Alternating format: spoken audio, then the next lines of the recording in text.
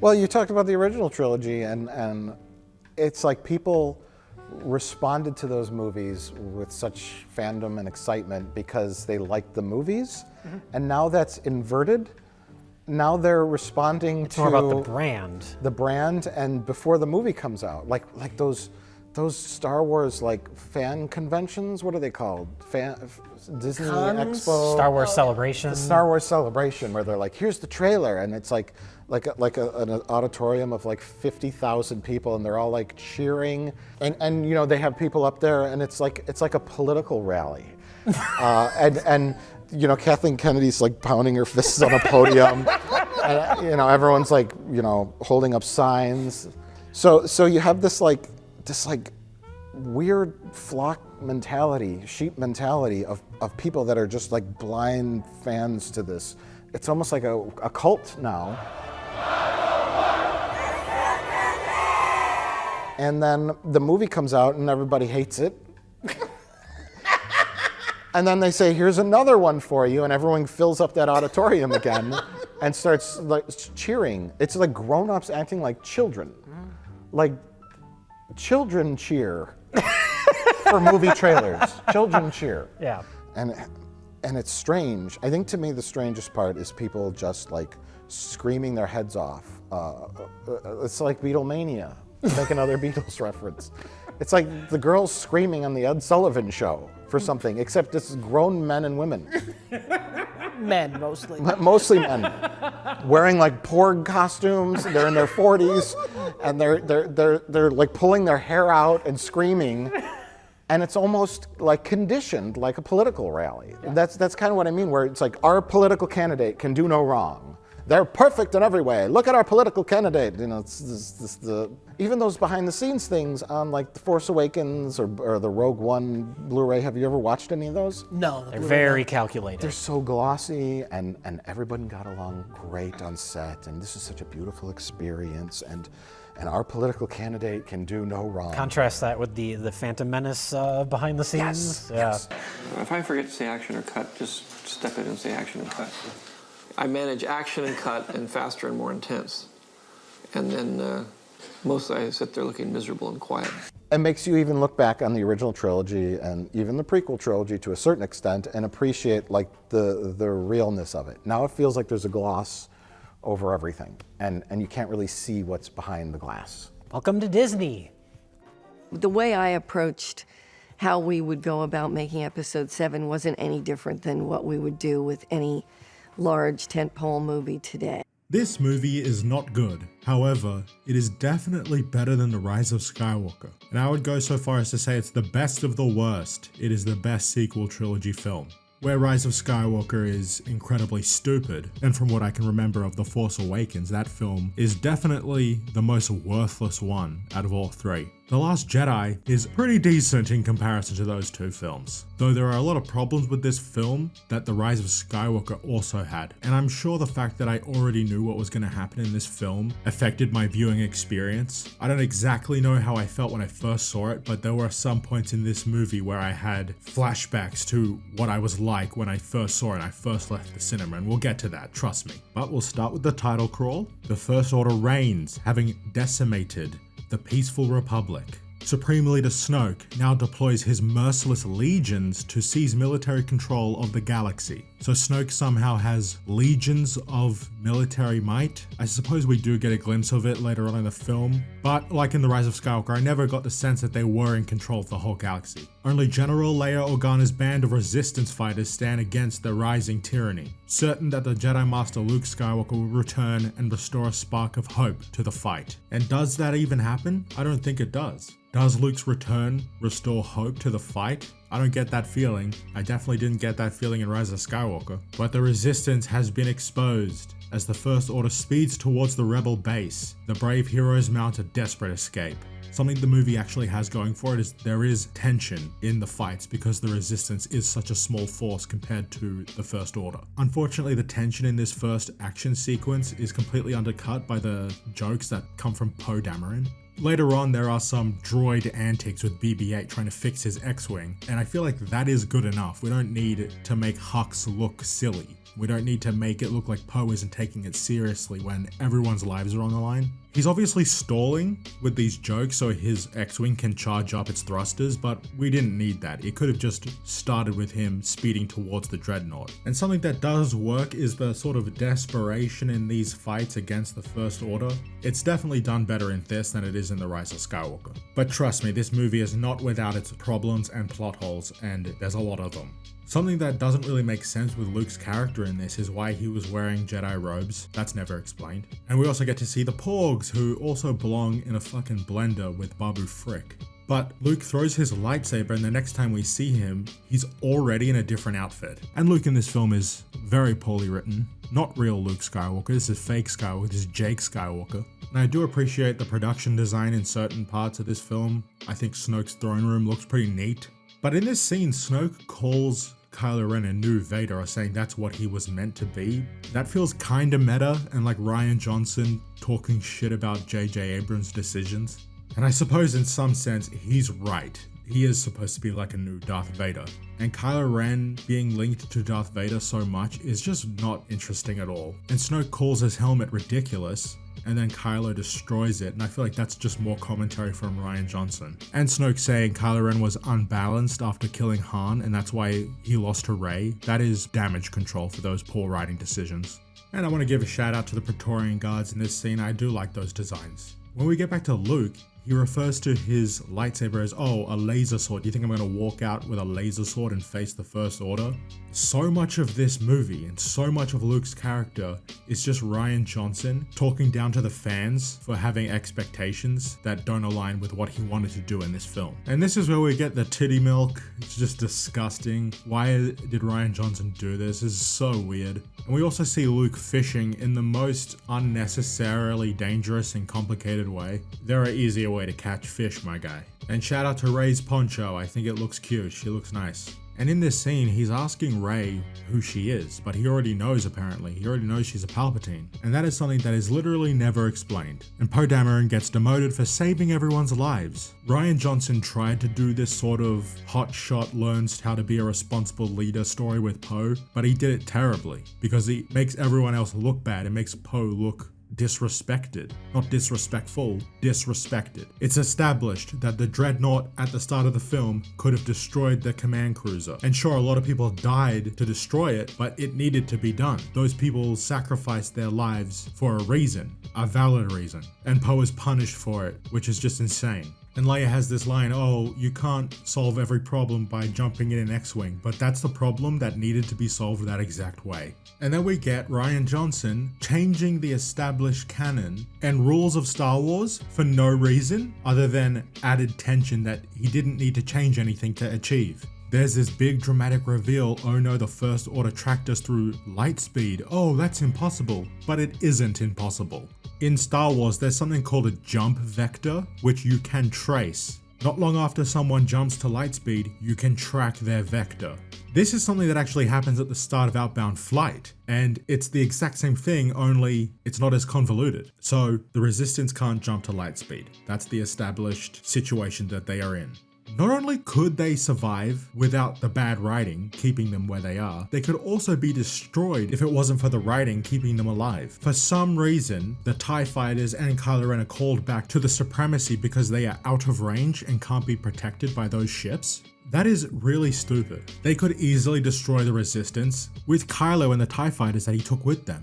And there's also a number of Star Destroyers, all have TIE fighters as well. You could send them all over. If you're that worried about your TIE fighters having protection, send 2 squads to attack the ship and another 2 to cover them. But obviously Leia gets blown the fuck up out into space, and Mary Poppins her way back to the command ship. It is rather silly looking. My explanation for this is she's using the Force to pull the ship towards her, but because she's in zero gravity, she's the one being pulled to the ship. But it is so silly, and I recall my theater experience. This must have broken my brain when I first saw it. I distinctly remember thinking about this moment when I left the theater because I posted on Instagram saying, Star Wars is about space wizards and you shouldn't take it so seriously. I resorted to coping like a shill. And I'm not sure if it's fully connected to this, but I remember getting drunk and then spoiling Luke's death on Instagram as well. And someone had replied to my story saying, what the fuck is wrong with you?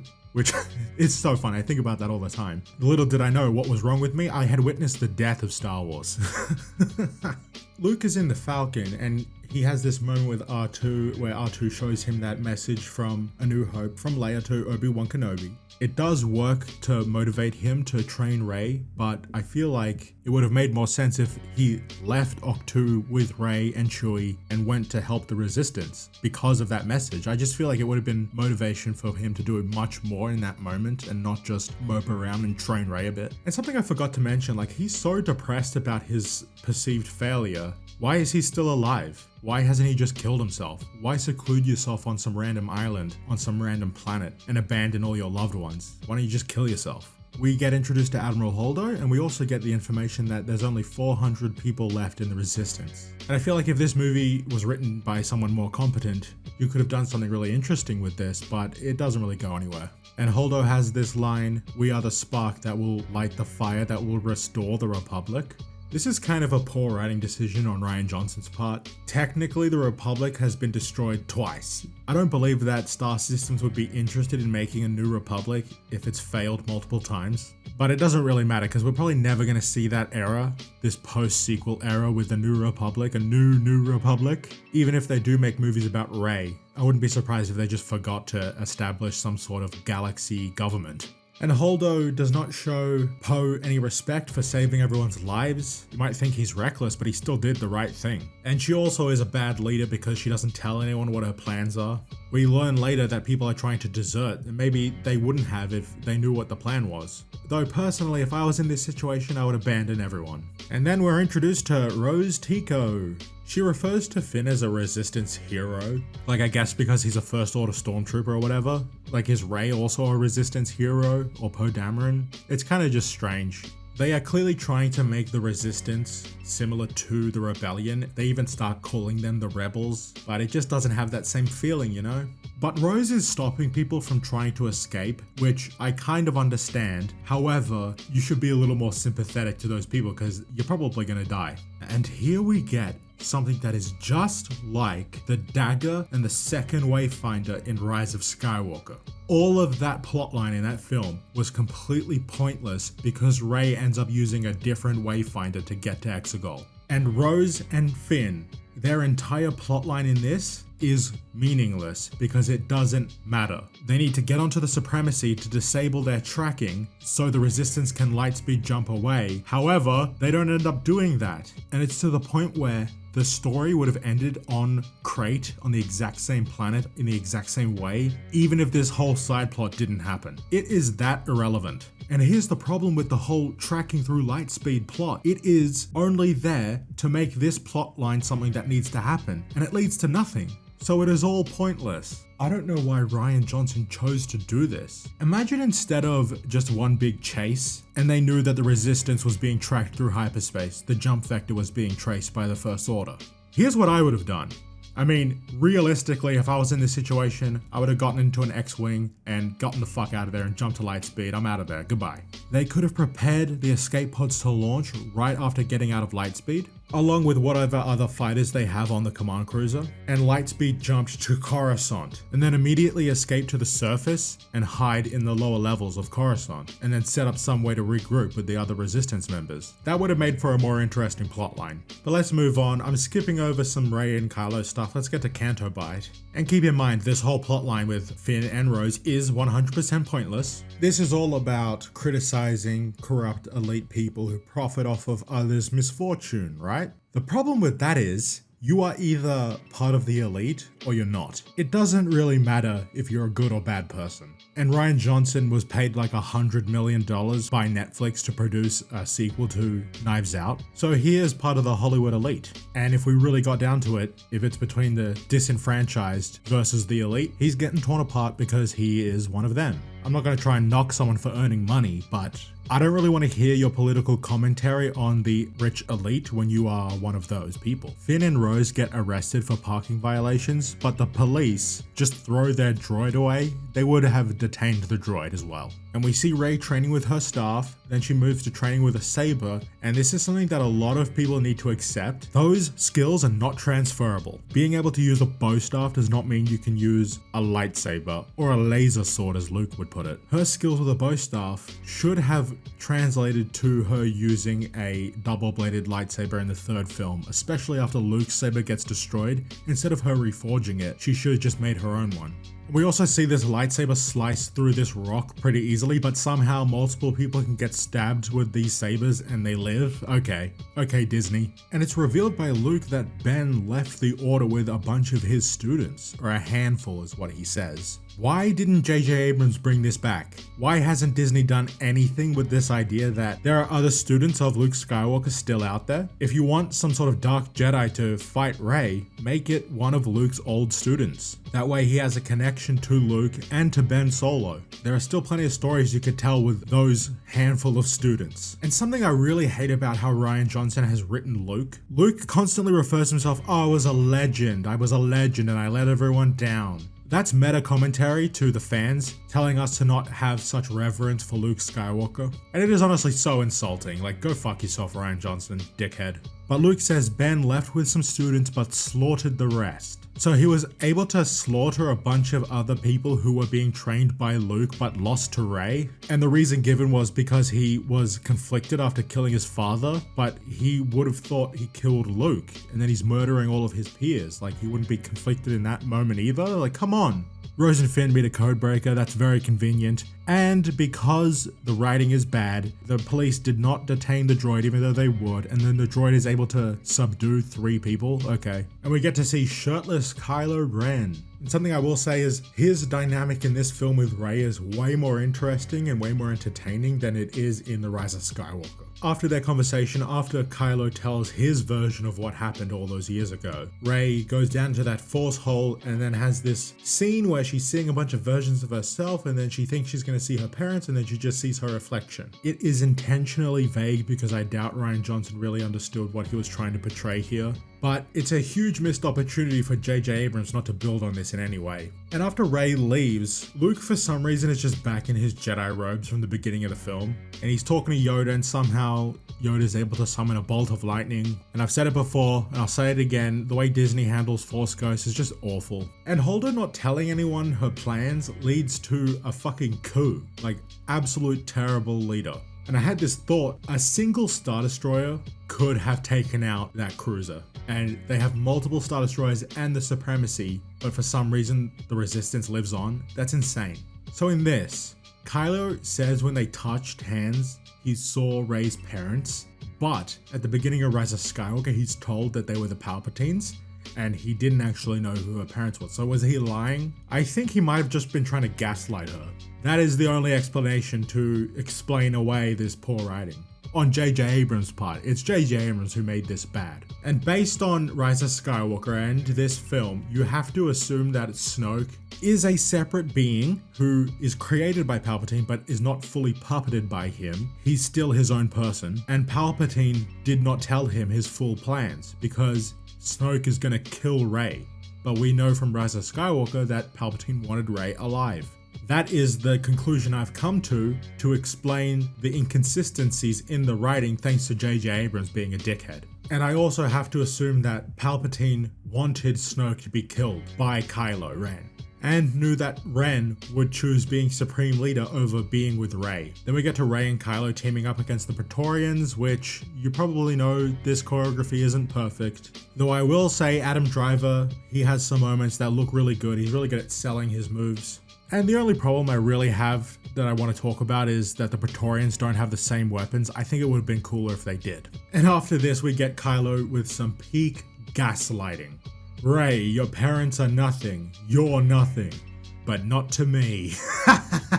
Just some classic manipulation. Would have worked on me. Fuck the Resistance at this point. And we do have the Holdo maneuver where she kills herself. I like to think because she's such a failure, she just committed suicide. Out of shame. And for some reason, the Resistance are sending a distress signal to the Outer Rim, to their allies to the Republic, to the Resistance. But wouldn't it make more sense if it was sent to the core systems who were part of the Republic? I honestly don't have much else to say about this movie, but I'll just go over some stuff in the third act before I get out of here. I do like how desperate this final fight does feel because there's only a couple hundred people left to fight against the First Order. They all get into the Falcon at the end, so it's not a lot of people. And when they're going to destroy this miniaturized Death Star cannon, this battering ram, it was alright, you know, I'm a little invested in the story at this point. Though there is something that I think would have worked a lot better than what happens in the film. Finn goes to sacrifice himself and Rose stops him. A lot of people say, well, he should have died there. It would have been more meaningful. I actually think it would have been better if instead of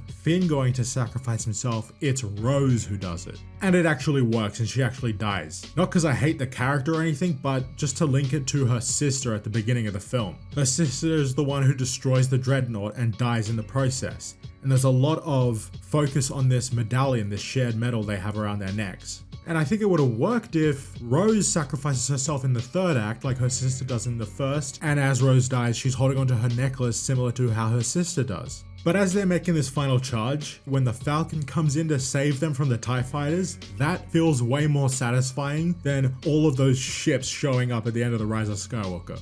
Though it's immediately undercut by really cringe dialogue from Finn. He's like, oh, they hate that ship. Like, shut the fuck up. But yeah, you know, I think Luke should have lived. It would have been better to see his character going forward. But at the end of the day, that didn't happen, and we got The Rise of Skywalker, which is fucking awful.